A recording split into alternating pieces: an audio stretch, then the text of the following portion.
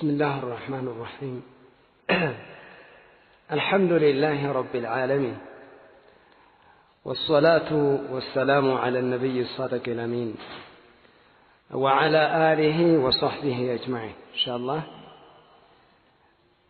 باب بيان ما أعد الله للمؤمنين في الجنة.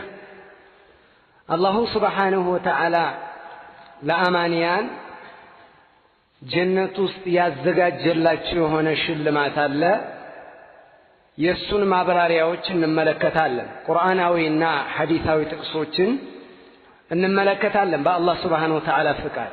ባቡ በያን ማብራሪያ ማ አዓደ አላሁ ሊልሙእሚኒን ለአማንያን አላህ ያዘጋጀው ፊል ጀና በጀነት ውስጥ ያዘጋጀው ሽልማት ስለነዛ ጉዳይ ይሆናል ማለት ነው።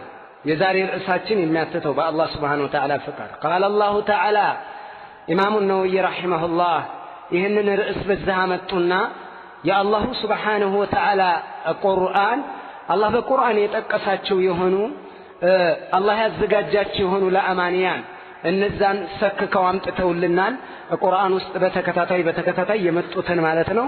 እነሱ ላይ የተወሰነ ያክል እንቆያለን ኢንሻአላህ።